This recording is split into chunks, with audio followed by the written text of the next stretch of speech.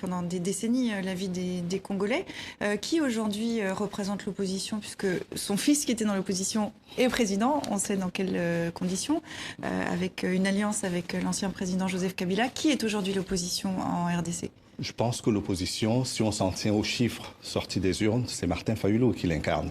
Même s'il conteste lui aussi la victoire du président Tshisekedi, c'est lui aujourd'hui qui est présenté comme l'opposant principal qui a été porté à la tête de l'opposition à la suite du scrutin qui s'est tenu récemment. Mais pour dire deux mots sur Étienne Tshisekedi, il faut rappeler qu'il a eu plusieurs vies et que dans l'une de ses vies, il a été ministre de l'Intérieur en République démocratique du Congo. À l'époque, c'était le Zaïre, et qu'il a quand même sur la conscience un certain nombre de morts. Si on divise ça en 3 groupes, il y a au moins la mort des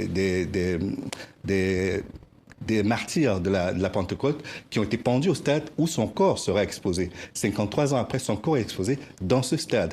Il avait justifié non seulement l'assassinat de ses opposants politiques, mais il est resté pendant très très longtemps l'arrestation aussi de Patrice Lumumba. À l'époque, qui était Premier ministre, c'est également lui.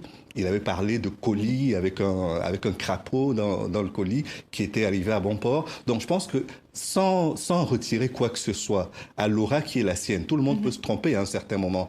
Il est devenu après un grand leader de l'opposition congolaise, mais il faut rappeler qu'avant d'être opposant, il a quand même énormément participé à la répression et à l'assassinat d'opposants politiques. Sabine, que penserait aujourd'hui Étienne Tshisekedi du début de la présidence de son fils Félix ? Aucune idée. Je pense qu'il aurait un regard de père plutôt attendri et compatissant, enfin j'espère, mais je pense qu'il y a de quoi avoir aussi des critiques, puisque en fait Félix est coincé dans un accord politique qui lui est défavorable. Il n'est pas le véritable vainqueur des élections. Il a passé un accord avec Joseph Kabila, le président sortant, qui garde les rênes du pouvoir, puisqu'il a remporté les législatives et il garde une majorité au Sénat.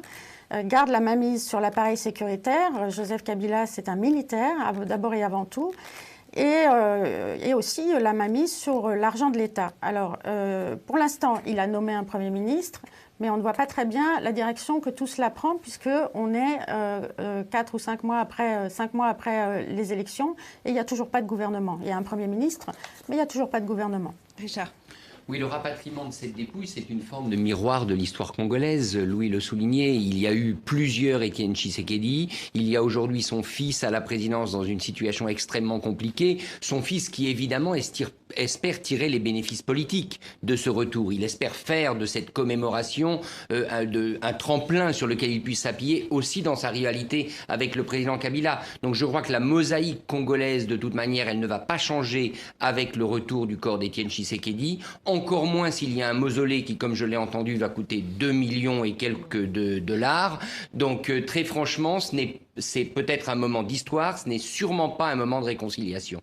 Sarah ? Non, oui, on peut se demander, en effet, poser la question aux spécialistes de savoir si, en faisant rapatrier la dépouille, enfin, après toutes ces péripéties de son père, il va réussir à s'obtenir un petit peu de respiration vis-à-vis de Kabila.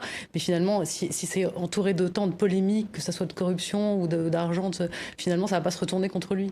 Oui, parce que ce dont j'ai le plus peur, c'est qu'en plus de 3 mois, l'équipe qui l'entoure, y compris au niveau de la présidence, n'a pas encore été payée.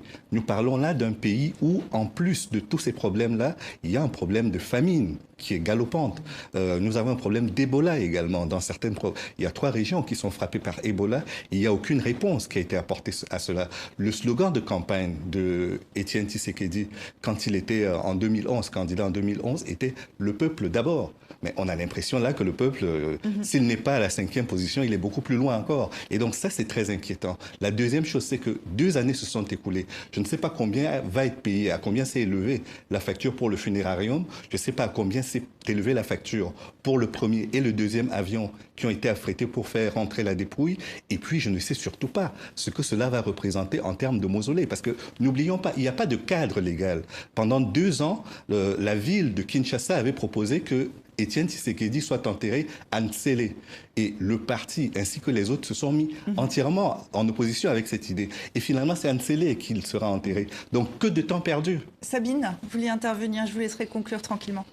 Oui, je pense qu'il faut relever une grande ironie de l'histoire quand même, parce qu'en août 2016, j'ai assisté aux manifestations monstres à Kinshasa qui étaient pro-Tshisekedi et qui exigeaient que les élections présidentielles prévues pour la fin 2016 se tiennent dans les temps. Et je n'ai jamais entendu autant de fois de ma vie le mot Rwanda, parce que toute la foule scandait ce mot. Kabila, dégage, retourne là d'où tu viens, au Rwanda.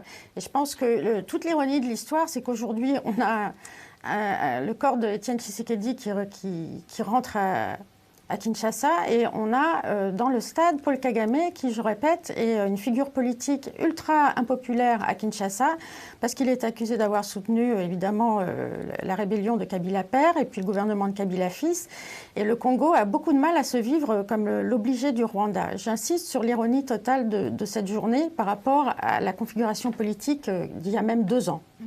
Et ça sera le mot de la fin. Merci Sabine d'avoir été avec nous depuis Bruxelles. À très bientôt en plateau ici.